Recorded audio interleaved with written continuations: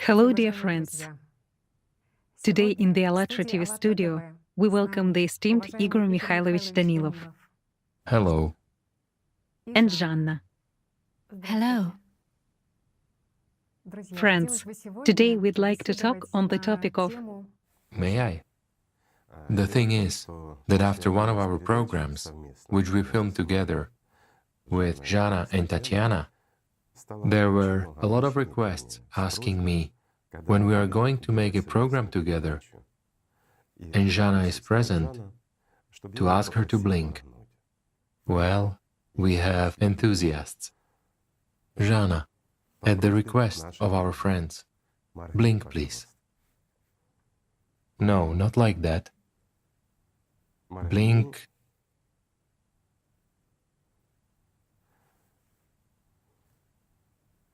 Thank you. I hope you're satisfied. You did ask. Sorry, let's continue. today we'd like to talk on the topic of the value of life. This is a particularly relevant topic in view of what is happening right now to climate, in view of what has been happening to climate recently. We observe that all over the world, simultaneously in different corners, climatic events are happening. We are now talking about the fact that there is heat, abnormal heat in some places. In some places, I'm in Europe right now, and Paris, Germany, Spain. In some places, it's the opposite. Well, yes, in some places they're declaring a state of emergency. Even New York, one of the largest cities, has declared it. Absolutely right. 650 locations and settlements on this planet, at least as of today, are declaring a state of emergency due to climatic conditions. Due to climatic. Moreover, what we see is the City Hall of Paris, in regards to this, is saying that they are establishing a climate academy in order to inform people about the events that are happening, about the climatic situation for confirmation. And here it is interesting. They are establishing an academy. Think about it, an entire academy in order to inform people. Well, today information is not being conveyed to people, and everyone knows about that. And especially on Allat TV, we particularly know this because our participants are all over the world. And there is a program about climate control and so on. And a lot of information which is silenced in the press comes from eyewitnesses who live there. We perfectly understand, and I think in the previous program we exactly raised the fact that mass media hush things up so as not to spread panic. Well, a consumer-based order it is, and many people are now asking the question what to do. Guys, and what to do? There is a very simple way out. Let's all together, at least on the platform of Allat TV, actually make a civilian television. A television common to all humankind, where in that very program on climate, we will be able to talk about this to each other openly and honestly. After all, if a person has been informed, he has already been forearmed. Isn't that so? You said that correctly right now. Yes, I'd like to point out that it seems like Earthlings simply don't understand what can happen in the near future. Of course they don't understand. These disasters, their scale, are not taken into account. Not taken into account. For example, what happened in California in 2 days, literally 3 powerful earthquakes. But the most important thing is, it's very unfortunate that 350 million people simply might suffer. It's just people who can become spiritually free, people who can become angels. They might suffer from cataclysms only because there is no unity. Life is not valued. And what is happening is not taken seriously. Meaning then what? What a sad outcome there might be, that instead of 350 million angels, there might be 350 million sub-personalities. You see, Jana, well, Earthlings, as you say, are too immersed in selfishness. This three-dimensional life is much more important for them than their future spiritual life. After all, we raised this issue in previous program. Over the course of 6,000 years, people have simply been zombified. That's why people are too too fixated on earthly life and don't see or know another one. Yes, everyone feels, yes, everyone understands, but the momentary life, for them, is much more important than what will be later on. I understand that it is different on Nibiru, but here on earth, unfortunately, this is so. People think that they will get saved. They think that someone will come, will save them, will do something, that God will have mercy on them. These are those who believe, and those who don't believe even think. Again, when they listen to what the paid rhapsodes are saying, telling them stories like, it has happened already, more than once, that everything will be fine, that the weather will play around a bit, and climate will go back to normal. They don't understand that catastrophe, which is actually coming, and they don't understand for what purpose we have actually raised this issue, let's say. God knows when and for so many years. We are trying to explain it all to people. For what and for whom have we created Allatra? For what and for whom are we wasting our time, our funds? They start saying about us, well, Allatra, I'm sorry, I'll be blunt, Allatra is a sect, and so on. This isn't good, this is bad. They scare people, they will take away your homes, a totalitarian sect, and so on. We have already talked about the fact that Allatra isn't a sect, and we don't need anything from anyone. I'll repeat, we are outside of religion, outside of politics, and we don't give a damn about any of it, I'm sorry. I'll be blunt about this earthly vanity. Why? Why? Because a little more time will pass when humanity will not be able to do anything, but it will get what it deserves. And then, I'm sorry, no politics, no religion will save you. I'm not scaring you, absolutely not. It is simple, sensible estimation. Whoever doubts this, look up statistics for 10 years and look at what is really happening to climate, at what is going on. And now extrapolate this progression onto tomorrow, and you see that it won't be in 150 years or in 100 years. But the vast majority of people living now will face it. And it is true. That's why we've been ringing the bells for so many years, and we have been trying to reach you. A simple question: have we been mistaken about anything we have talked about, God knows when? If we have been mistaken about anything and we were wrong, about that very California and many other things, it means we aren't right. It means we are exaggerating. We aren't trying to scare you in any way. We're just saying that something can still be done. I understand that some people looking at us will listen to their consciousness, which will tell them exactly the opposite of what we are trying to convey to you. That we have a vested interest. Explain to yourself, what vested interest can we have in you? Simply, we don't need an electorate. We don't need your money. We spend our money to deliver this information to you. What else might we need from you? Just answer this question and then think about whether we are a sect or not, whether we want to entrap you, to draw you into some kind of movement or something else. The people in the movement are the ones who feel life, who want to live. These are good people who really strive to create a future for their children, a future for humankind. They do everything in their power to the extent of their abilities and capacities. And this is true. What do we need from you? Just one thing, that you become human and live, if you want to live. And that's all. To give you a chance to live. And you shouldn't rely on anyone, believe me. Neither on any French academies that will tell you something, nor on any scientists that they will stop storms with nuclear bombs, as we spoke about in the previous program. This is nonsense. No modern weapon, even the most advanced one, is capable of stopping a climatic catastrophe that is bearing down on humanity. What will be then? There will be a disaster if humanity irreversibly crosses this line. I'll put it simply, Mothers will be killing their children, and children will be killing their mothers. Do you think this won't happen? It's one thing when you're sitting on a sofa or in the kitchen, doesn't matter where. A table is set, you have plenty to eat, you have water, you are warm and cozy, you are safe, and you don't care that it's -8 degrees in Brazil, -9. even -9 already. You don't care a whit about that.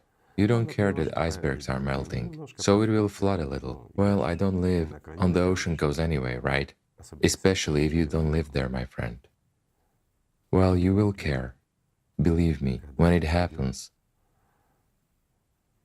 And you won't be able to change anything. When the masses, billions of people move from one side to the other in search of food and water, then no money will help you, nothing. All electronic savings will disappear in a moment, just like that. One flare on the sun, and that's it. And all the electronic money will just disappear. It will cease to exist.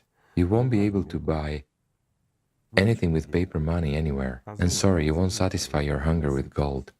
And you won't quench your thirst with diamonds. What's then, my friends? To survive like everyone else? And where will everyone go? What can one hope for? That Anunnaki from Nibiru will help you. They will be the first to disappear from here as soon as they understand that the situation is irreversible. Then what? Just answer this question for yourself honestly. Consciousness tells you that will be Someday. But look at least, even if you are a total non-believer, an atheist, etc., just look at the predictions regarding this time. After all, people were talking about what is happening now, God knows when, and they talked about how it would happen. Yes, there are some shifts in time. It's hard for people to orient themselves in time, but they are talking about approximately the same time is the time we live in. These are people who lived, pardon me, hundreds of years ago, and sometimes thousands. And we are facing this now. And we are living in this now, and it's up to us here to either stop it or suffer the consequences. Let's put it that way. Some politicians have even started talking now that we are on a verge of climatic challenges. Guys, these are not challenges, it's a sentence. It's just that currently, thanks to certain efforts, it is at some kind of cassation, so to speak. However, the sentence has already been passed. True, the verdict hasn't been fully confirmed yet. But what we observe and see in the human community, again, deception, lies, dirt, and the like, banal disrespect, dictatorship of your consciousness in your heads only. It isn't yours, guys. Again, sectarianism. We talk about consciousness all the time. We try to instill something in people to explain, guys, we don't try to instill anything in anyone. Believe me, if we wanted to, we would have done this. But we are not interested in either a sect or religion. We're not interested in anything. The only thing we are interested in, I'll repeat, is a chance for you, for your descendants, a chance for humanity. But we can implement this chance to survive and to do something only by joining our hands all together. And for a start, at least for all those who doubt that consciousness isn't yours, I'll repeat once again, I don't know for how many thousandth time, just look into your mind, where your thought emerges from, and try to control your thoughts, and you'll understand that they are not yours. Only do it diligently and seriously. Try to think about something, to hold on to your thought for at least 5 minutes. Try to control emotions that don't depend on you, but are imposed on you. This is what we are talking about. We speak and tell about how to defend oneself and how to make it in such a way that humanity has a chance, so that your children and grandchildren continue living on this planet, and so that they can survive. Everything is simple. And we are also telling you how to survive. But this is your choice. You can listen if you want, or you can turn it off right now if you want. Why would you listen to a sectarian? a sectarian masseur, right? Just that. After all, it's not a fact that I'm telling the truth. And in reality, everything is fine outside, the climate isn't changing, and you have complete control over your consciousness. Well, this is really so, right? Why listen to me? Everything is fine, and your future is wonderful. You don't have to listen, because you are being intimidated all the time from everywhere. You are being exploited. Guys, you have been exploited for 6,000 years. Until that time, you were not exploited. Until that time, people were living. But for the last 6,000 years, despite the attempts, I won't recite all of them, but they've tried to help you many times. And how did this end? We discussed this in the previous program. You have created religions, and for many thousands of years continued to kill each other, continued to fight for what wasn't yours. Isn't that so?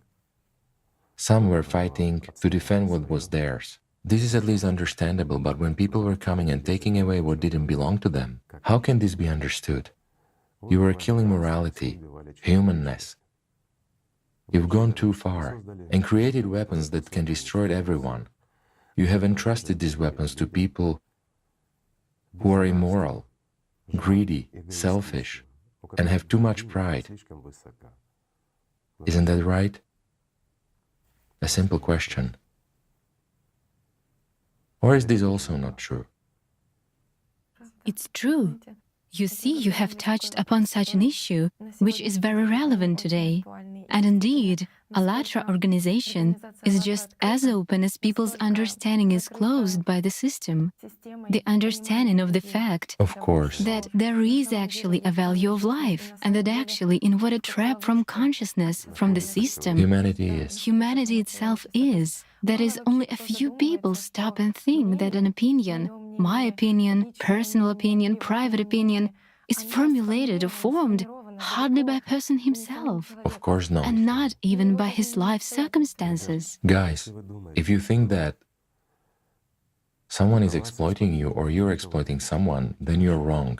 In actual fact, consciousness exploits both the ones who exploit and the ones who are exploited. Consciousness is, well, you can call it whatever you want. The universal mind, single information field, or something else. Yes, it helps partly, and nothing is impossible without it in this three-dimensionality, but it doesn't belong to you. And what's bad is that people don't know this, that today's politics, I don't take politics as a political structure.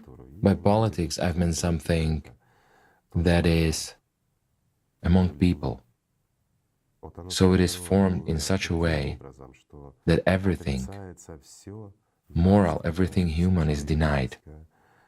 They start introducing everything paradoxical which breaks consciousness for supposedly struggle for some freedom, something else. People are busy with everything in the world, but they are not really busy, which is of paramount importance today. They even try to improve ecology somehow, to fight against ecology being destroyed. They try, I emphasize. Nobody does it seriously, in fact. Yes, today the only thing that the consumer society could have done, could have created, is the society which lives by these principles. Buy and throw away again. Wealth. Yes, the only thing... Wealth that gives power to a few people. And people think that by becoming richer, he will be cooler, that if he buys something unnecessary to show off. In order to throw it all away afterwards, to make someone jealous. Yes, to throw it all away, to just make someone to show off. Absolutely right. We talked about it in the last program. We actually discussed consumer society issues with Tatiana. I don't want to go back to that. Those people who are watching us, they understand us already. But those who haven't even seen this program, do stop lying to yourself and look at what you want, what your consciousness dictates to you, and look at your neighbors, at people around you, and you will understand everything. How inhuman we are indeed. And why, after all, were the prophets right, that humanity is coming to a verge? But the prophets also said that humanity might have a chance, but for this, humanity must unite. Well, in the last program, we also raised the issue that people are ready to unite, but they are ready to unite on their own terms. to their own advantage, whereas instead there must be a unity with benefit for everyone, regardless of one's own personal interests. So answer the question, what is the greatest interest in your life? To make your neighbors envy you, or let the whole world know about you? So what's next? Tomorrow you'll become a subpersonality and get nothing out of it. That is, simply put, you will die. What will you get out of it? My dear friend, think what exactly is really important to you. What can be more important than life? Just a simple question. And you won't believe it, this is extremely difficult to convey to people, that there is nothing more valuable than life. It's a trivial, simple thing, which is not perceived due to the fact that your consciousness, guys, is against it, and you obey it. Being in slavery of consciousness, or in the system slavery, humankind exactly does this nonsense that is going on today. And the biggest nonsense is that the humankind is missing the opportunities for its own salvation. This goes totally against not only good sense, but also against the banal instinct of life preservation. After all, even animals save their lives. While humankind is stubbornly digging its own grave, it appears that we have some kind of a suicidal community of earthlings. Igor Mikhailovich, but still, this value of life, people remember it. The latest events have particularly shown this as well. For instance, the 7.1 magnitude earthquake in California. When eyewitnesses responses, I mean when people are saying that it is at that moment that they understand the frailty and transience, the dust of this entire material world. And the only thing they remember at that moment, while being on the verge, face to face with death, encountering it, it's the value of their life. Everything else becomes unnecessary. Everything moves to the background because exactly... Right, it is pointless. If life is lost... Yes, this very moment... everything's lost. Well, after all... This is really so. Right. But what is interesting is that while looking through that very Twitter feed or that very Facebook feed, you understand what kind of messages people write. People are in despair, so to say, and in confusion, because here and now they are facing a situation when those pillars of the material world which they have been building have simply collapsed, and they don't know where to go next. Guys, this is exactly what we are trying to tell you about. For instance, many people say, what should we unite for? For resolving simple issues. Tatiana has just said that people who indeed already encounter this are at a loss and just don't understand what's next. However, they understand one thing, that there is nothing more valuable than life. People abandon everything and jump out of their houses because they are collapsing. A person is lucky if he has jumped out. But what if he hasn't? Then everything is totally pointless. Yet life doesn't end there. I mean, habitual life ceases. But exactly that which is not talked about continues. And, unfortunately, it continues not in the best conditions on that side. Subpersonality, or hell as they say in religion, is much worse than here. We are not scaring anyone. We are informing. And then again, in this case, how does consciousness work? So a person jumped out, he got frightened. He realizes that life is much more valuable. Literally, after a while when everything calmed down. And life resumed almost like before. And consciousness begins to dictate again the same thing that it dictated before. Well, this was a one-time thing, it won't happen again. And now there is a question for experts who study earthquakes and the like. When something emerges, like what happened in California, for example, this is a precursor of what? There are observations when there are fewer earthquakes, then they increase, then there is calm, and then there happens what all these experts have been talking about. A mega earthquake, but they are afraid of it and keep silent, and they postpone it to a distant future. Let them look at the earthquakes map, how this has increased, because a few years ago, well, a 5 magnitude earthquake was an emergency. It was extremely rare that a more powerful one occurred. And how much has this upper limit increased now? It is constant, it has become commonplace. They don't pay attention to this anymore. Today, It's just so interesting. It turns out that it's been so many years already and so many programs, one program after another. You correctly say that we are ringing some kind of a bell. And only now these resonances are already coming from this bell. Just recently, Because the prophecies are coming true, because people are really getting involved in these events. People themselves are living through these events and they get frightened, really frightened, because fear of death is the greatest fear. it is the greatest fear, yes, which simply locks a person up. And people, well, when getting into these situations, there are already so many messages we come across that I want to act, I want to help.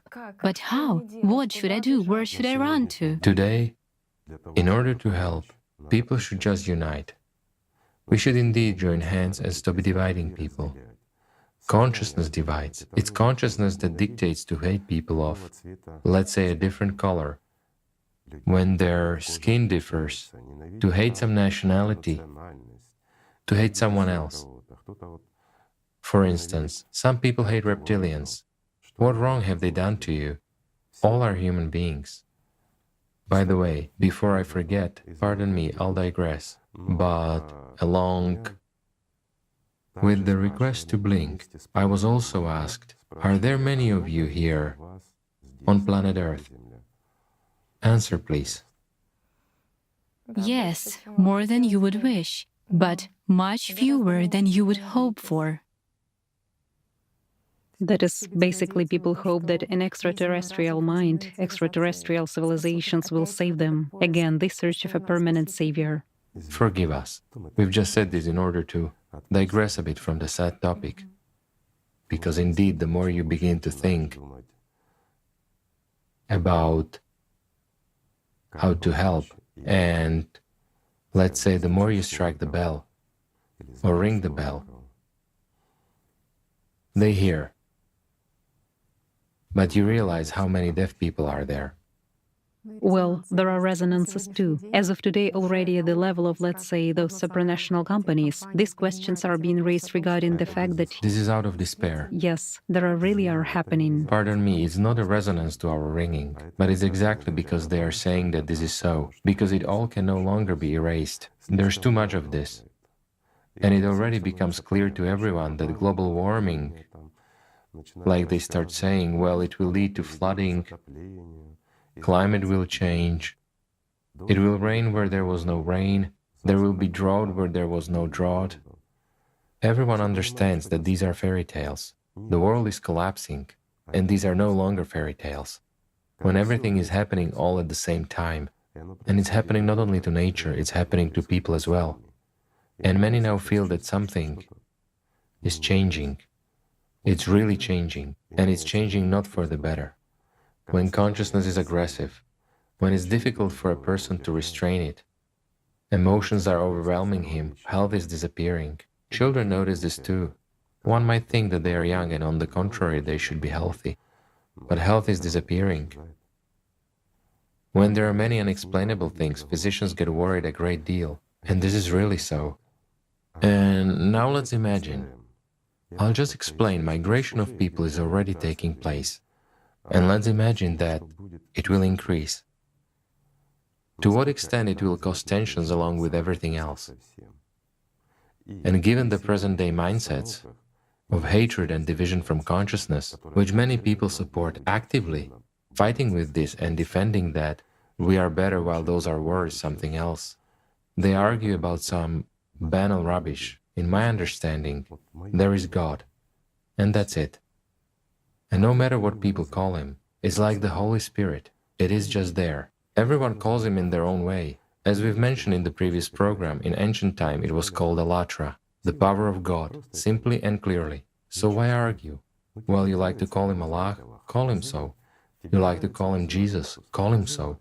You like to call him God? Just do. While someone likes to call him in a different way. But all these are synonyms.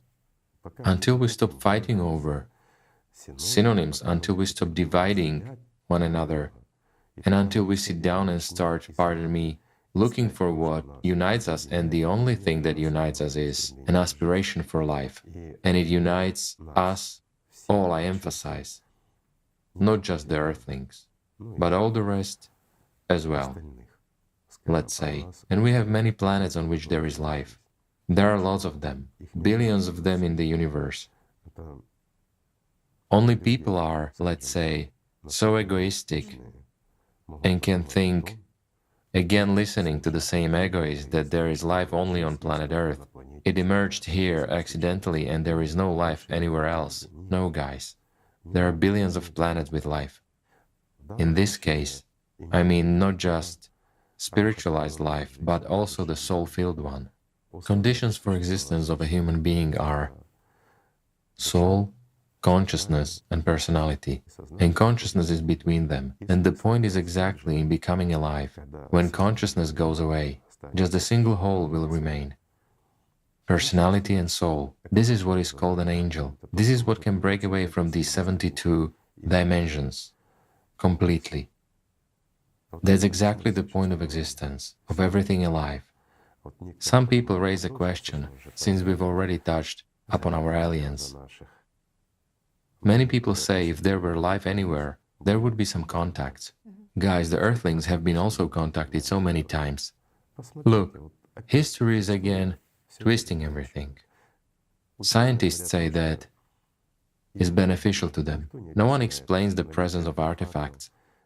No one explains descriptions that were made in ancient times by people who, excuse me, lived 1,000 years ago, while they described even modern, much more up-to-date aircraft in which anti-gravity engines were used, as we can now understand by these descriptions. But it should also be understood, limitation of speed of a material object movement in nature.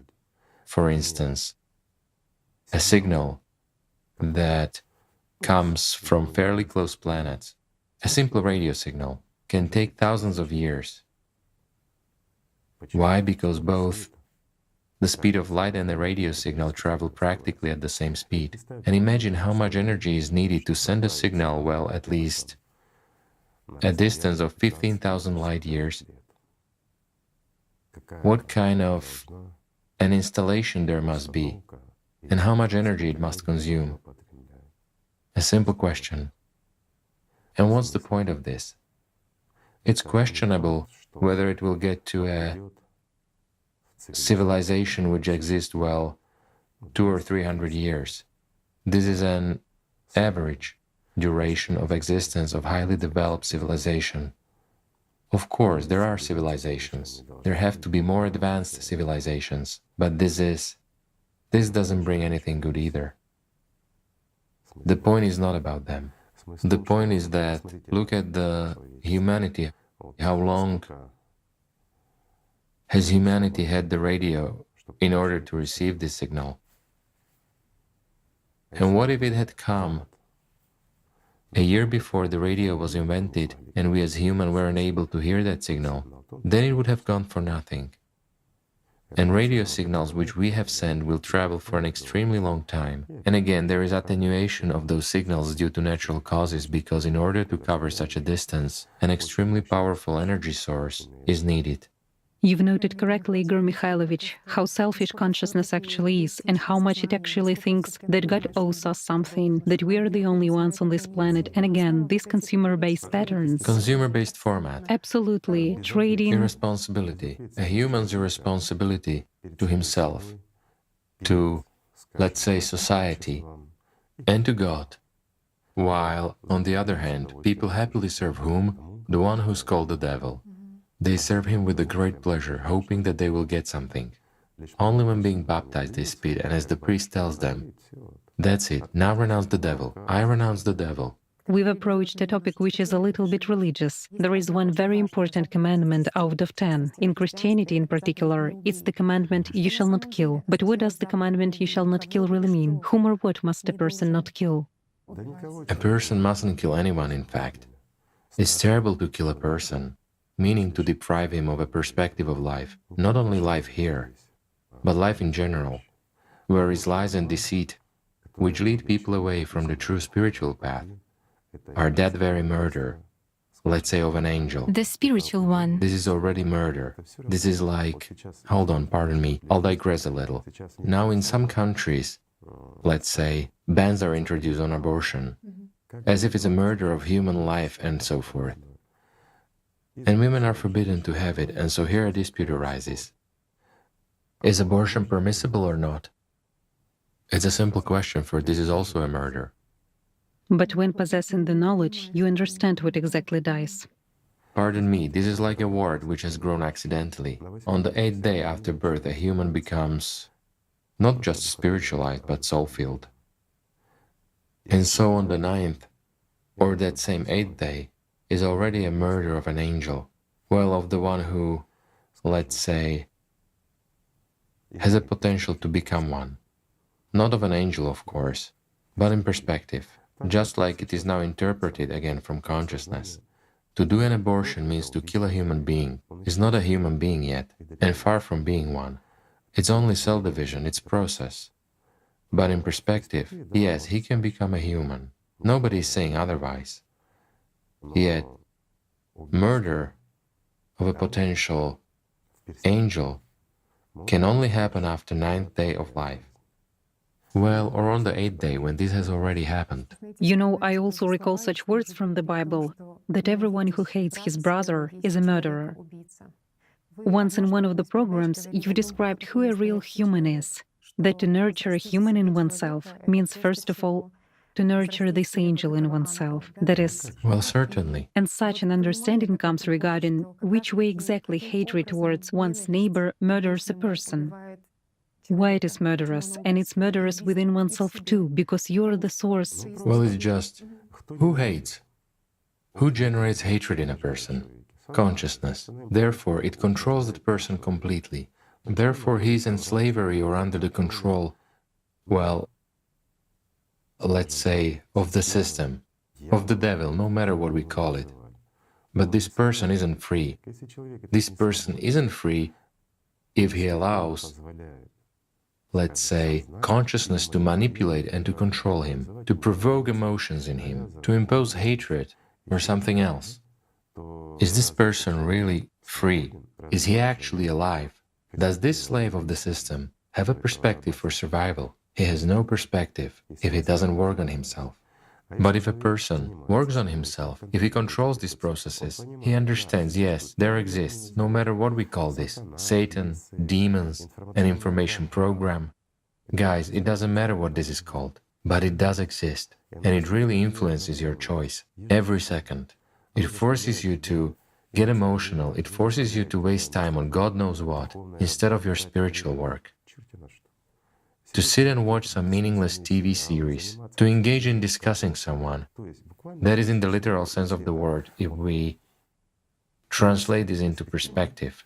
And just look what a person is doing. He is sitting and digging his grave, sometimes with a children's shovel, but sometimes he's digging it with a huge shovel. Yes, he is wasting time. But his whole life he is digging a grave for himself. He's just wasting time. And here's a simple question. Will a person's hatred towards anyone let him become alive? Become an angel? He's killing himself in the first place. Of course. And he's sending spam to a neighbor. After all, by hating someone and getting emotional to the beast dictation, you yourself become a beast. The meaning of these words unfolds so differently. Of course. When there is knowledge, right? Well, there is knowledge, but there is no practice. And so, even knowing this, many people continue listening to their consciousness, which makes them lazy, which tells them that you'll do it later, or it tells them, but you already know everything. And it immediately tells you, look at what a scumbag that one is, or something else, right? Or you are failing at everything, and it begins to judge and discuss a person who consciousness oppresses. But when a person continues buying negative thoughts, as we discussed in the last program, and implementing doubts, meaning he continues digging his grave with sorrow and grief. They have ceased to live by true feelings, but everything has been replaced with emotions. Of course. Because of what they don't need at all. You're saying it absolutely right. People have ceased to live. Yes, there is just some individualization going on, totally imposed. Sort of isolation is going on. Every person is on his own. Divided. Division, right. The system is dividing all this in consciousness. Yes, but at the same time, in addition to the fact that he's on his own, consciousness also forces a person to act in such a way that makes other people jealous. Right. People want to stand out in the crowd, to exalt themselves. However, isn't this a beastly, peg-like feeling? Alpha males, alpha females and the like? when a monkey is trying to become a leader in a pack of monkeys. Yet people are not monkeys. People are free. And exactly when people are developing spiritually, they understand that they become equal among everyone. It's one big family where everyone is equal. And everything is wonderful. Then there's peace, then there's love, then there's joy, then there's happiness, then there's life. While what is happening among humanity now is continuous fight. It's For survival. like animals. Yet why like? If a person is soulless, if the soul doesn't predominate, pardon me, over a person's life, then he's a beast indeed. Yet is it worth spending an effort in order to exist like beasts? And there is another question. Excuse me, I'll get back to this. Is it really worth spending time and effort on beasts? Isn't that so? Igor Mikhailovich, I would also like to talk about such a topic, about how consciousness deceives a person as regards this fear of death. After all, it draws you an image that you are exactly the one who will be saved in this three-dimensionality. Moreover, it doesn't matter how many people will be left in this world, 100,000, 200,000, but you for sure. After the cataclysms, you mean? Yes. And doesn't consciousness tell you that even if you survive and are among these 100 or 200,000 people, won't you envy those who have already died while you stay here, on the ruins of this world? A simple question. What kind of conditions? There is a lot of talk now about this climate apartheid. I mean about the inequality which exists here today, about the social inequality, what it leads to what kind of conflicts when there are people who live, let's say, in developing countries, who live in poverty, and when there are those who save their own lives. They save their property in the first place. Right, yes, absolutely right, Jana. Precisely the property. There are a lot of such examples. When cataclysms occur, well, and the agencies that are supposed to save people, they save the property of the rich. Absolutely, yes. Well, guys, after all, you are the one who do this. A simple question and a question for those who do this. One can understand this rich man who cares much more about his property than about people's lives. Well, he created his wealth on their lives anyway. He can be understood as a beast. But it's hard to understand the behavior of those people who run to save his property and don't help people at that. Absolutely, yes. After all, you are humans too. And tomorrow, pardon me, your children will be under the ruins, while someone will go to save someone else's wallet instead of saving them. How will you take this? Guys, this is where human foolishness and, pardon me, stupidity is. Maybe you need to change something. To change first and foremost within yourselves. A human has no enemies other than his consciousness, those very demons that are in his head. And so having defeated this demon, having overcome your egoism imposed on you, my brother, this is pridefulness, selfishness, all this is alien from the beast. That's that. I'd say it this way. This selfishness, pridefulness, greed, all this inhumanity, these are the doors on the way to happiness. These are the doors to your heaven, which are closed and welded shut. In order to become a human, these doors need to be removed completely. Whereas if you leave them closed or ajar, you won't advance anywhere. Because having opened the door, but leaving it, you'll never open the next one. This is impossible. This is how a person gets caught in the traps of these closed doors. Certainly.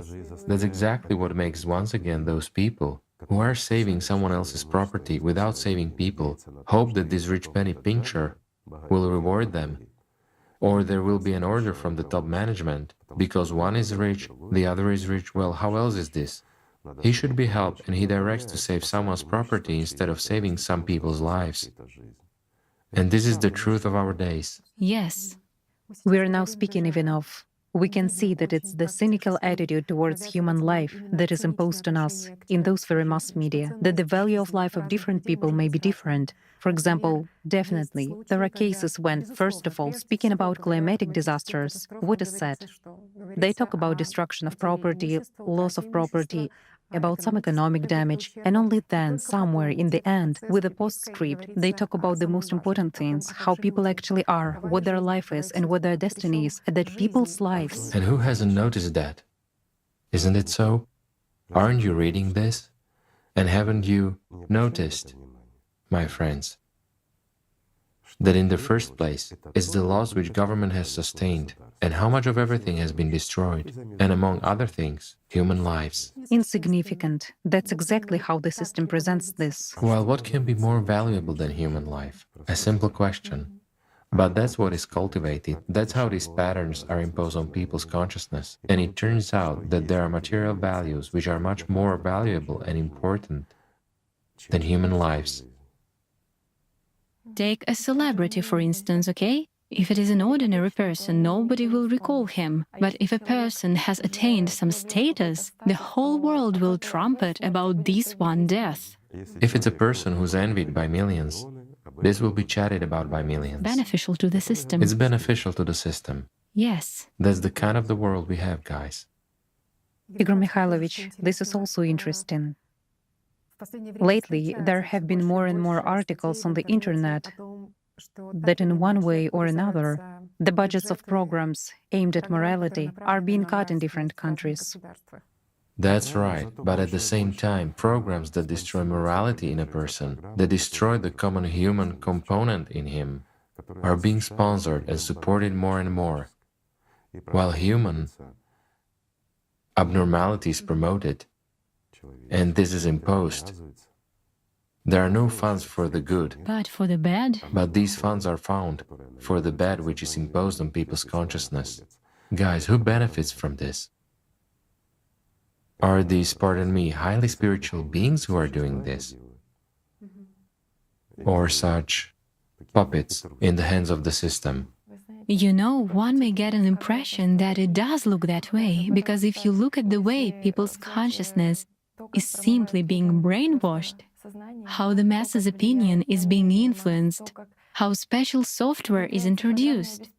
Yes, special one in order to influence public opinion so that people wouldn't be able to make any decisions for themselves, any reasonable human decisions. That is some deliberately false Public opinion. public opinion is being formed, which leads to a dead end. Well, yes. Which is exactly the issues which are inhuman are being raised so that people consume more, so that people allocate more time and attention, because a consumer society simply doesn't value a person who loses the ability to consume. He must work, he must earn money. He is of no interest. Of no interest. He's unprofitable. Leaves the matrix, he stops funding. You know what's good, and we've also noted this, that unfortunately for them, their systems stop working. All this manipulation with public opinion start failing. There is at least something good. And people begin to feel and understand more, because the agony of the system itself is starting, and this weakens it. And here, of course, the help of truly spiritual people would be desirable. Just imagine, we have so many believers in various religions. We have so many religions. And if all of these really served God, pardon me guys, I'm speaking the truth, instead of serving their interests and themselves. And if all believers treated God not as a genie who must and is obliged to fulfill their desires for them, but if these believers were really striving for home, imagine how oppressed the entire system would be now, and how meek the devil would be, and how wonderful the world would be. And indeed, it would be possible to rebuild Eden, Right. and to bring paradise back to earth. Right. And how can people bring paradise back to earth? They should begin with themselves, but do it together. They should overcome their pride and hold out their hands to their neighbor. Everyone should join hands. Well, not in the literal sense of the word. Just because you go out in the street and all join hands but remain animals, the world will not change, although it's already a step as well. A step towards understanding that something has to be done. For as long a person is sitting and doing nothing, nothing will change. Right. Your words from the previous program resonate a great deal regarding the fact that people who have already come into contact with the spiritual, who already have some knowledge and skills in spiritual practices, they still lament. How can we constantly live in feelings? And what about loving? And what about, well, so much you've... This is exactly what life is. Life is love. Right. How can it be otherwise? Life is happiness, is that wonderful? It is that fire, which is called life. Yes, sure. Because it is woven of love. It is woven of happiness. And how can it be otherwise? Well, what do these people call life? Pardon me, these oppressed states, depression. Which ensue after surges, right? And why do they ensue after surges? Why not stay in this state? Just because, again, at the beginning of their spiritual path, regardless of their religion, people come, they've listened to a sermon, for example, by a good preacher, a person who is really striving for God. They've got inspired. They feel it all. They leave inspired. A day, 2 or 3 days pass, and it's all gone. Why? Same with our friends who are engaged in spiritual development, right? A surge. They don't maintain it. Right. There is just an understanding. They spend it on wrong things. It's gradually spent. Attention gets distracted, the system gains power, and then it begins to bend the person even more and to blame him as if he's guilty. Yet how does this happen? Because... Only with his permission. Yes, because right. he himself, with his attention, holds on to material things. pays for the directives that consciousness gives him, because consciousness tells him, Yes. you're not worth anything. It tells this to everyone. But why are you buying, paying for, and listening to this? You say, well, how come? I'm doing my best after all. That is, you enter into a dialogue, and the actors on the stage continue this dialogue while you're in the auditorium, in the position of a listener, who pays for all this bacchanalia of theirs towards you. Self-justification instead of self-knowledge. Yes, and who is the fool here? Consciousness or personality? Personality, of course. Whereas this surge is only a start, so that in the future... Well, it's a start which mustn't be abandoned. What should a person do in order not to lose this? Not to buy stupid things, not to pay for the directives of consciousness, but to hold on precisely to this, to invest the power of attention where? In love and in this feeling, to keep this fire just like... Well, let's imagine that there is a surge which people get after performing the Hajj, or after listening to a good sermon by a good priest. They've got inspired, or they have attained this themselves, right? They have come into contact with this. They feel this God's love within themselves. They feel life within themselves. And now let's imagine this life as a furnace, and your attention as firewood. And this firewood can be thrown into the river and it will get dumped, float away and clog up the river somewhere. Or you can stoke this very furnace and enjoy this warmth in winter, when it's cold around, when there is permafrost while you're warm and you feel good and nice. Here I recall that at all times people have been taught exactly to keep this very fire. The inner fire, the hearth of love. Of course, the inner hearth. And that's why a woman was called the keeper of the hearth, because she certainly has a lot of, so to say, responsibility. But with the time, of course. And tasks and everything else. She's precisely the keeper of the hearth. Well, we had a program about this, so we won't get back to that. We are talking about the same thing almost all the time. We're saying that, guys, live, guys, stop doing stupid things. We are knocking in order to make someone... Do you know what it reminds me of? It's like a child running about, fooling around, and the parents are like, you need to eat. They're running after him, please eat it, please eat. A caring parent. So you live, so you don't get ill, so you live on and develop. Yes, but on the other hand, if not us, then who? If the system, on the other hand, is so active, who if not us, people ourselves? Only people, solely people. Yes. No one will come and do it. As if there are no enough examples, you know? Everyone says that. Yes, they will come, but they won't do it instead of you. Yes, the rescue of a drowning man is the drowning man's own job. And one shouldn't rely on aliens, on some help or anything else. Yes, they might help, but not more. But to do, but no more. And do you know what their help consists in? It's just like mine, to sit, chat and give some advice. Whereas it's you who will have to work, my brother, yourself, if you want to live. If not, it's your decision. And by the way, it is highly respected and accepted by all. A human has the absolute right to live or to die. Well, isn't that fair? It is. Igor Mikhailovich, in the previous program, and now you've said that everyone needs to join hands all together, but it means in the spiritual sense. You said that society as... I wouldn't say in the spiritual, you see. Consciousness of many people won't understand. And exactly because of this, some fighters against sectarians accuse us. It's imperceptible for consciousness. Certainly. Well, spiritual positions, it's all good. Spiritual positions are for the alive ones. Whereas now not just the alive, even the dead ones need to survive somehow. I would say on human, highly moral qualities. This is an alternative. We have to unite exactly on this, on the basis of stopping to exploit each other shamelessly. Well, some will say, how is this possible not to exploit? What if someone works for me? Well, you should pay them decently, and everything will be fair. Isn't that right? Meaning, people should really stop lying and stop serving at least, well, okay, not everyone can stop serving Satan. I understand that.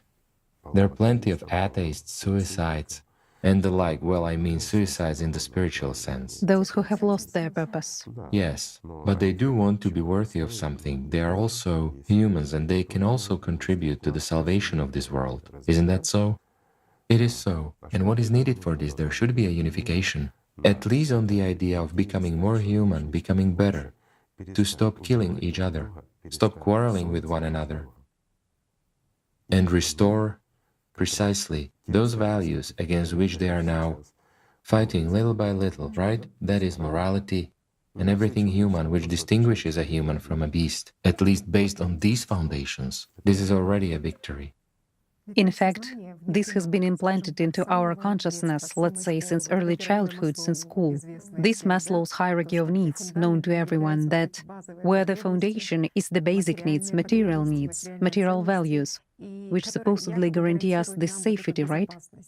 And only afterwards, you can proceed with higher tasks, higher goals, spiritual and moral ones. But isn't it? And what is the point of these material values without high moral and spiritual values? Then what makes you better than a monkey? Can material values guarantee safety to a person? And how do material values guarantee this safety? Well, guys, here's a simple example. Gather all your material values and try to put them up against at least that which in the very near future will happen on this planet. Try to resist. Yes, it is local on the scale of the whole humankind. It is insignificant, but it's extremely significant for that country. Well, gather them, try. And we will see. There is a question. We mentioned in the last program that not far from here we already have a tornado wandering around Ukraine, in particular around Zhytomyr. Tell me, how many dollars should this tornado be paid so that it doesn't come to your house? Let it destroy the neighbor's house, but bypass your house. How much will it cost you? You know, this absurdity of consciousness, which in the heads... And the absurdity of the question, right? No, the question isn't absurd. Consciousness is absurd. How much it believes that material values can somehow save it, How? that some person can save. But I'll put it this way. We're talking about, for many years already, people are not being told about this, but still, they're building bunkers for themselves, where, according to their estimation, what they are, the rulers of the world, right? According to their estimations, this Judgment Day won't get them. Well, how is it that it won't get them? It will. All these bunkers are useless. But they've been doing this for so many years already, yet not telling people anything. Well, because their personalities also feel that they need to do something, to somehow save themselves. But consciousness doesn't understand what exactly to do, except to build some kind of facilities for survival. And why tell people about this, if we cannot help them anyway? And it is senseless to set hopes upon these ones. Anyway, they won't take all of humanity to their little planet, right? It's surprising. And also, they're extremely selective. It's surprising to hear that recently various heads of countries have been saying that they are controlling the climate situation, that it is under control. We have got defenders of the world who hand out awards to each other at the highest level. What for? Because they are the defenders of the world? Against what? Against the Judgment Day? But human consciousness, Or do they provide a guarantee, yes? Meaning he is, let's say, the president of some country, and he guarantees that everything will be fine? that the situation is under control, he is the guarantor of the safety. Under control. But I don't understand what is meant by this control. I understand when it's under control. This is when he controls climate, right? Well, then it's clear. Yet, in my opinion, such statements are a trivial manipulation so that people would trust in their guarantor and think that he will protect them. But under whose control is this whole situation indeed? How? How can a person, the same as you are, protect you from anything? A simple question. By what means? And tomorrow you will end up equal without anything. Well, I'll tell you this, that for these guarantors it will be worse, because people will be embittered. After all, you guaranteed it, but you haven't done it. The system is looking for a guilty party. They will be held accountable. Well, of course, it's always looking for a guilty party. Everyone is guilty, except the person himself who did nothing, who even while listening to us is sitting on the couch and thinking, go on, tell your stories. Consciousness tells him so, and the alive ones differ from the dead in the fact that the alive stop the raving of this consciousness. They get up and act, while the dead continue to listen and philosophize. It's interesting to see how the system speaks directly through mass media, and it offers people two scenarios. After all, what is going on? Some climate event takes place, and what the press says is, guys, keep calm, it's not the time to panic yet, and It's too early. it's too early, yes, there is no need to panic yet, and this understanding that there are two scenarios of the system which it can offer people. It's there is no need to panic yet, and it's time to start panicking. This reminds me of a joke. I'll tell it in a civilized manner, if I may. Anyway, a cowboy, America, dawn, those old times. The Indians are chasing him. He says, that's it. The inner voice, precisely consciousness, says, no, that's not it yet. It says, drop everything unnecessary. Spur on your horse and ride. Well, he throws off everything unnecessary, spurs on his horse and rides. They catch up again, he says, well, now that's it. The inner voice says, no, it's not. It says, drop your weapon, drop your saddle, spur on your horse and ride like that. Well, he has dropped everything. The horse has felt lighter. He keeps riding. The horse is tired. It falls down. They're catching up with him. He says, well, that's it now for sure. The inner voice, no, not yet, run. Well, he runs, but they quickly catch up with him and surround him. He says, is that it now? The inner voice, of course not. Walk up and spit in the chief's face. He walks up and spits in the chief's face, and the inner voice says, well, now that's it. That's what that's it, that's not it, Yes. is all about, isn't it? Waiting to be told, and now that's it. That's why we can't rely on it, This is the scenario, right? That's not it yet, and now that's it. on this inner assistant. Well, but what kind of assistant is that? A person doesn't need enemies when he has consciousness. Let's say uncontrollable consciousness. Igor Mikhailovich, it would also be nice to talk more about building a creative and constructive society. It's just that such a parallel comes with respect to the fact that if we compare our entire human society to a single organism, to a human body, As one unit, well, yes. right, it's interesting which cell each of us is. I'm talking about healthy cells, which participate in metabolic processes, right, which provide, Or parasitic. or parasitic ones. Well, everything is repeated fractally. That's why we're talking, I mean, a person who is completely under control of his consciousness, lives and exists like a beast as a consumer in this consumer society, or some kind of dictator. Well, just a cog in the system. Well, he's indeed that very cancerous tumor. And the one who builds, creates, acts, that one is precisely, let's say, creative cell. Speaking about a cancerous tumor, that is exactly the cancer cells which are this consciousness of an egoist that Well, of course, greed. is constantly in the process of consumption, right? Consume, consume, and get divided. While they don't give anything back, they destroy and kill the body. Isn't that what is happening to humanity now? Are we any different from a cancerous tumor We've multiplied all over, we've eaten our planet, we've destroyed it in a literal sense of the word. We've reached a dead end. We cannot achieve reconciliation among ourselves. It turns out that our politicians cannot come to an agreement. They cannot resolve. Someone has some kind of resentment against someone else. Someone has anger. And who divides? Consciousness divides. And someone's business interests. Nothing more than that. While all of us like a flock. You know, it's like a parallel with the workplace, when people get divided into 4 categories. That is, well, just as today we can observe in society, that there are those who constantly create problems, those who are completely controlled by the system, by consciousness. There are those who do something, but they do it poorly. There are those who do it well, and there are those who are at the forefront, those who are still striving to change something, to implement some ideas. The 4 types, they're present always and everywhere. Yes, right. This takes place everywhere. The first type is the one who strives and fights, the God fighters. Apart from him, the egoist, no one exists. The second type plays both sides of the fence, but maybe somewhere near you. It's like, these are people who hope that someday they will feel something. Then there is the third type which feels. They feel, they realize that there is the spiritual world and the like. They're industrious, they do things. But show me what to do, right? Right, and there is the fourth type who has rolled up their sleeves and understand how important all this is, and is trying to reach the second and the first types, and does everything instead of them. And thank God that there are still such people. If there were none, then what's the point of us talking at all and doing anything here, right? We'd rather go to Nibiru with you. At least it's more interesting there.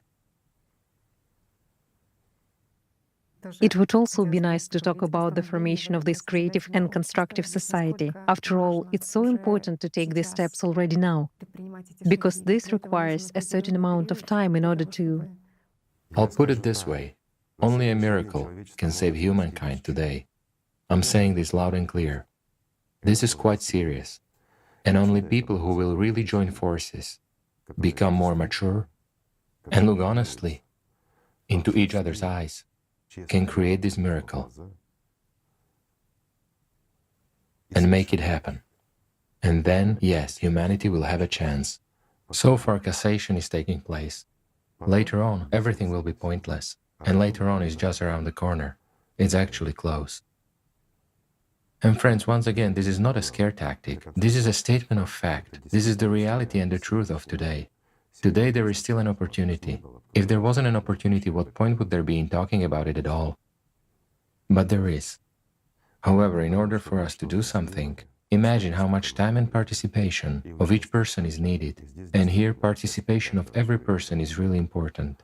And there is really a lot to do. Well, and again, don't forget, the system will put up roadblocks, not only in your consciousness, but also in your actions. That's why what is important? To ignore obstacles and to move in a strictly specified direction at a maximum speed. Then we'll be able to do something. And if not, then so be it. How can we transform society? How can we build a society based on the principles of love and goodness, where everyone wishes each other, makes an effort so that everyone else has joy and happiness? Well, you have answered everything, how to do it so that there would be both. What's needed? Let me ask you. So how can people do this? I've already answered this question many times. You know, For a long while and every time. The same thing. probably, So you go ahead and tell me about it. with your permission, I would probably offer our viewers a little experiment now, simply to try and observe in what way your consciousness imagines 2 possible scenarios. The first scenario is a society of egoists, where everyone lives with the goal that I want absolutely everything and for myself. Which one? Well, there is no need to even imagine this scenario. Look critically at yourselves, your friends and relatives. And the second one? And the second version of events is, let's say, such an altruistic scenario. First, we are looking sensibly at today and at ourselves. Absolutely. Honestly, right? And we see the reason. Right. See what has caused this. Only honestly, we see the reason, right, and the society, and understand what we are going towards in each specific case. If Let's say, God willing, we survive to the moment when climate will destroy us if we don't kill ourselves before. That's the point, and God allows us to live at least to that time because we might eat each other before that. And we will also imagine the second scenario. It is such an altruistic scenario when every person is in sincere love for each other Since it's an altruistic one, right, it means in love for each other. and takes care of another person in care. That is not of oneself, as in the first scenario, but of another person. You take care of another person, others take care of you. Right. And people live with honor and conscience. When we go out in the street, we meet friends, and we don't see enemies. When we remove, each of us removes the enemy from our consciousness. And when we try to make this consumer-based, terrible, destroyed world, the world with cut-down trees, with contaminated oceans, we try to turn it again into the world which God gave us, right? That is Eden, the garden. Yes. Let's imagine, guys. Just look how smart women are. When I asked her, what can you say? Advise people. Look how she handled it. She has put everything back on you. You know what's the point? It's simple. Just look at this world, where you are in fact now, and what your prospects are. And then imagine a world which you, my friend, can build. And at the same time, she hasn't done anything herself. She just made a suggestion to you, and you decide for yourselves which world is better for you. It's a good way out. And it seems to me that That's why they are women. And that's why they keep the hearth. it's just that obvious that this is a world of safety, when people trust each other, when they are in love and joy. I don't even argue, of course, that's wonderful. And hence, building a safe world, safe humanity, we can say, is based on these principles. Well, certainly. And it is joyful that people have come to this understanding themselves. Yes, because inside every person. That's why, man, when for 6,000 years women were ruling the world, there was order and peace in the world. And there was what she has now asked you to imagine, an altruistic world. But when we men started to rule the world 6,000 years ago, for all these 6,000 years, wars, strife, and selfishness have been going on. And no matter how you look at it, this is also true. When patriarchate replaced matriarchy, peace ceased to exist, and free people ceased to exist. Only an illusion of freedom arose. But in fact, there has been total slavery and exploitation, and all the time destruction of gardens of Eden has been going on, right? And we have what we have today. We are approaching the final point. The only question in this novel, The Life of a Human, is what it will be like in the epilogue. Igor Mikhailovich, right now you have also touched upon this topic and the consumer-based format which has existed for 6,000 years. In the last program, we talked about massive wars that had claimed thousands of lives, about the fate of millions of people. Millions. Millions and billions of lives were taken away. But clearly, if this format is in the system, then it is fractally repeated in our heads as well. And I would like to... For sure. Don't people fight in their heads? Why? Because they support precisely, like you've suggested, the first scenario. Hateful towards humans and such a selfish one. And this format is being implemented. We've been saying that the system wants to justify this aggression by, let's say, fighting for justice. Yet what kind of justice? It is selfish justice. And not justice for everyone. Well, isn't that so? Justice should be for everyone. But when it is personally for me, or for us as a group, then it's not justice, but it's egoism. Egoism may also vary. It may be individual or collective, but anyway, because of this, let's say it doesn't stop to be egoism. It is still egoism, and these are animal qualities anyway. That is out of supposedly good intentions, right? Well, what kind of good intentions are these, if they come with challenges, destruction, and hatred?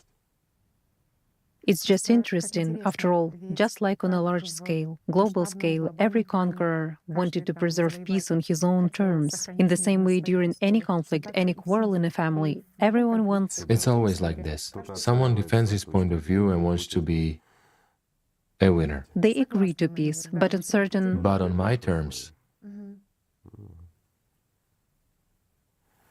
And later on, each person feels offended and believes that he has lost anyway. How can people eliminate this phenomenon of war? They should stop fighting. It's very simple. They should begin to live. Really begin to live and apply their effort, invest their attention in constructive and creative development of society, both within oneself and in the family and in the world. That's when there will be order. We still can do something. We still have time. Possibly. We still have time to do something. One should just use those tools which you give today, that knowledge which you reveal. These tools have always been here. They were brought many times. They were lost many times. Which religion doesn't have the true grains? They are in all religions. Certainly. Many things were substituted. The beast dictatorship in head simply forces a person to distort even the truth. The trouble is that people forget that they are people. And this imposed thought, desire or aspiration forces people to buy what's unnecessary. Again, to present themselves in some light before other people just to provoke envy or draw attention to themselves. Doesn't matter. The main point is to draw attention, meaning to make people pay attention to you. Attraction of attention to one's persona becomes nearly the meaning of people's existence. And here, all methods are good, from an illness to terrible depression, when a person attracts attention to himself this way. And to pardon me, making selfies standing on one hand on the top of some crane. Madness, you see? By the way, Igor Mikhailovich, why doesn't this instinct of self-preservation get activated in people? That is, we see crisis situations, yes? A thirst for glory, simply to make people pay attention to him. He wants to be admired. Meaning desires. But who is he? A simple question. Is it actually the person who does this? No. It's consciousness that pushes him. Well, consciousness always pushes people to suicide. Just like it pushes an individual in the same way it pushes society as a whole, which is actually used by some, so to say, comrades, who are not our comrades at all. That is, this desire for glory, consciousness is even ready to drive a body to physical destruction. For sure. And doesn't this happen? Look what people do. Jumping under a train with a 50-50 probability, because of what? So that someone makes a beautiful video in order to collect a lot of views on YouTube, even if it's posthumous, but I will be admired. Who will admire him? The same brainless monkey that is unworthy of the name of a human. Well, isn't that so? And for the sake of what? For the sake of momentary glory. Glory among whom? After all, it's interesting that even in the moments when you say that it's necessary to prepare for the global climate changes in advance, consciousness of some people says that, well, why should we prepare? Time will come, circumstances will come. It says this to everyone, not to some people. We will set hopes on the instinct of survival. But to the overwhelming majority. Consciousness says exactly the following: no need to do anything, no need to scare us, and all that, and so on. Everything is fine. It has rained, so what? Well, there was a slight shaking somewhere. There have always been earthquakes, and there have always been volcanoes. Everything has always been there. Why scare us? What is this instinct of survival? Should a person rely on it? Again, it all depends on what people will choose in their head, what they will prefer. It's like you have told us. Let's imagine there are two scenarios, right? One is when we live in the society we live in now, and the other is when we are an altruistic society. Here they are, the two scenarios. If we imagine the society in which we live and don't change anything, then we won't suffer much longer. Yet, if we choose the second scenario, the altruistic one, it means peace, happiness for our descendants, for our great-grandchildren. This is what we are struggling for. We're making an effort. We don't sleep exactly for the sake of this. And it makes sense. This is what gives us, let's say, a stimulus to spend our energy, time and attention while we quite successfully could have spent them on something else. But we are spending them on this, in order to give people what? A chance, to give people an understanding. Isn't that so? This also makes sense. And deepest gratitude to you for that. One should fight, as it is said, for an ill person to the last moment, for as long as he has a chance to survive. Well, when there is no chance, it's already all the more so if it's his choice. Then, pardon me, medical science is helpless if a patient wants to live. Or in the opposite case, medical science is helpless as well. Yes, that's why everyone should understand their own unaddressed points. And it's just like doctors make a diagnosis, you know? If a person doesn't know what to do, if he doesn't know what to cure, then it will be difficult for him to cure. To cure the disease, certainly. He will remain ill just as he has been, but if a person understands, if he looks soberly, just like Tanya has suggested, And that's what the doctor says, then... he will definitely recover. Of course. And if at the same time he wants to live, in this case the disease also retreats because it's powerless. There is also such a point regarding how important the study of the system, the study of the work of consciousness is for people who follow the spiritual path. This is a top priority. That is, it's impossible for a person to believe. They say, I believe in God, I believe in this.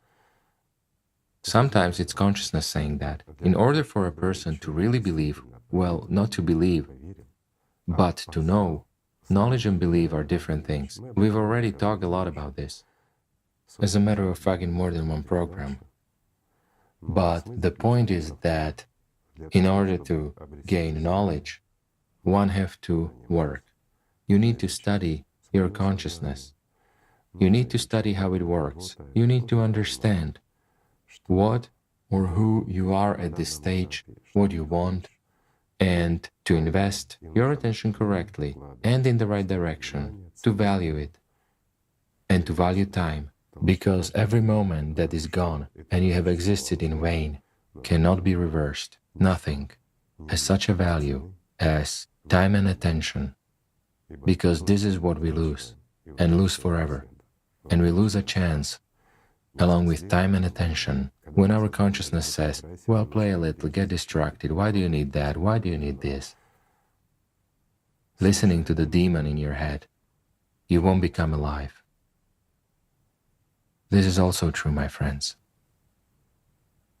People also share their observations on studying the work of consciousness.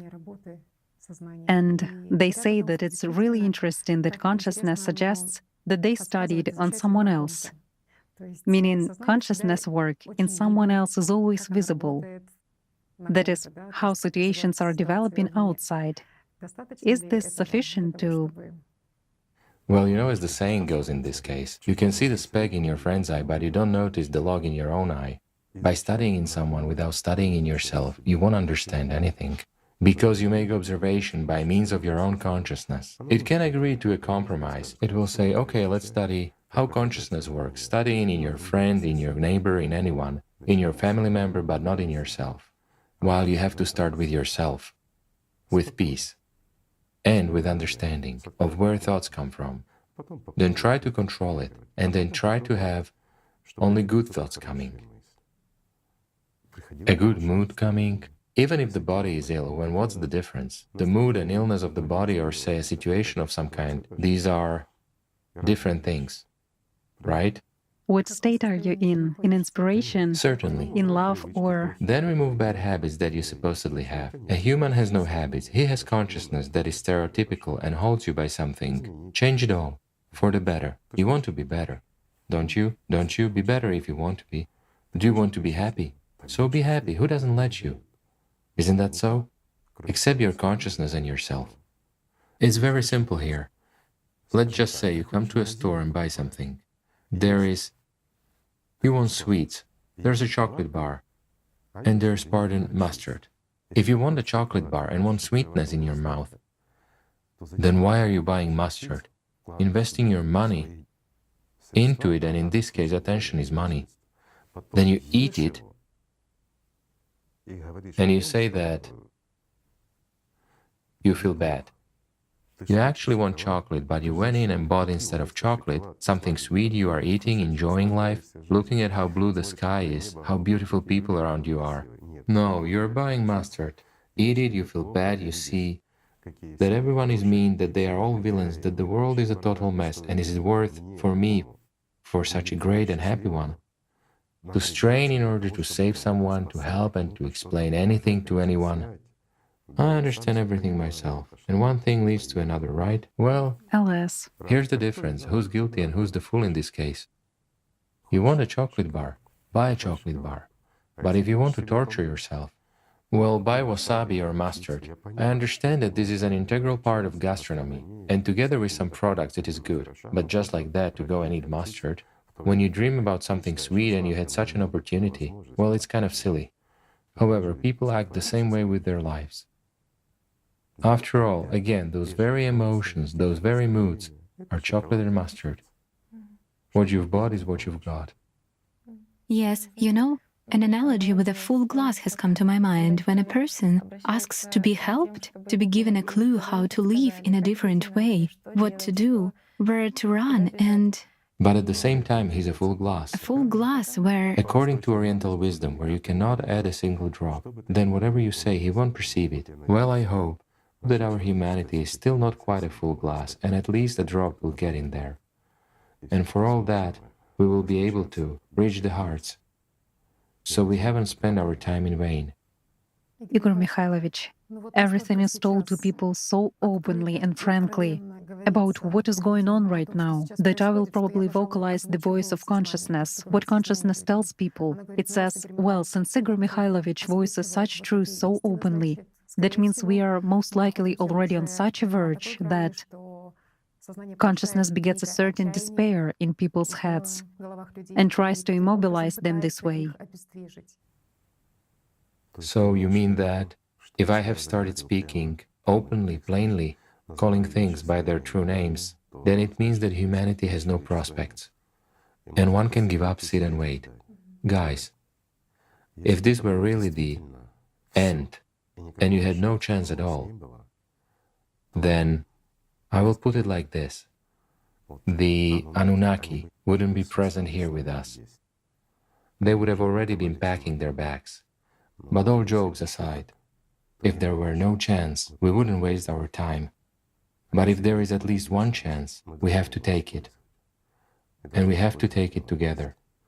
And we are certainly not trying to exaggerate. We are talking about what's really going on. And we are talking about that chance which all of us, as humanity, can really use. This is our chance, our common chance. Whether we use it or not, depends on each of us. And in this case, on every single one of us. Now, one person can really do a lot. A simple example, if you, my friend, have decided that this doesn't concern you and this is all ravings, then we, the remaining society, can do a lot less without you than with you. And this is true. That's the point. Also, Igor Mikhailovich, speaking of those climatic events that are happening now, that we are talking about, that it's not a scare tactic at all, it's not a shock therapy. These are the realities of today which are happening. And scientists have also made an interesting conclusion about the fact that so many disasters are happening. But luckily, so far, not that many human lives have been taken. It's as if people are being given some more time. You mean that there is a disparity in the power of the catastrophe and the human casualties. Yes. But this, once again, this happens because there are those who are not just at the far front, but in the very thick of it, in the very fray of these events.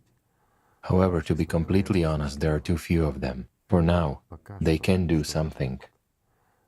But later, several individuals won't be able to cope where there should be dozens. These are also the realities of today, and all this also depends on the society as a whole. The situation is being improved and made easier as much as possible, no matter how fantastically it might sound. But this isn't forever. But this gives at least some chance, at least to someone. This is also true.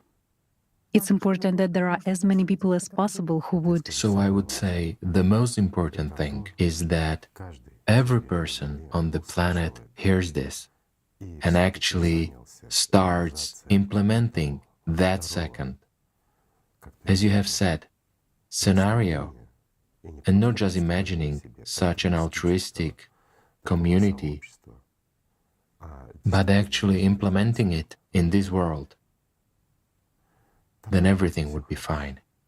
Because life is indeed beautiful, guys. And when it's in peace, in joy, in love, in creation, when people's souls are really open towards each other, when it's not from the position of consumer-based format of exploiting someone, deception or something else, not from the position of personal selfishness so as to exalt oneself over someone else, but in equality, in brotherhood, in love and respect, that's when it's right. Then the world is beautiful. Then life truly has a meaning. Therefore, my friends, let's love each other and let's strive to make this world better. Let's do everything that depends on us. Really do everything possible so that this world becomes a better place. Thank you, my friends. Thank you.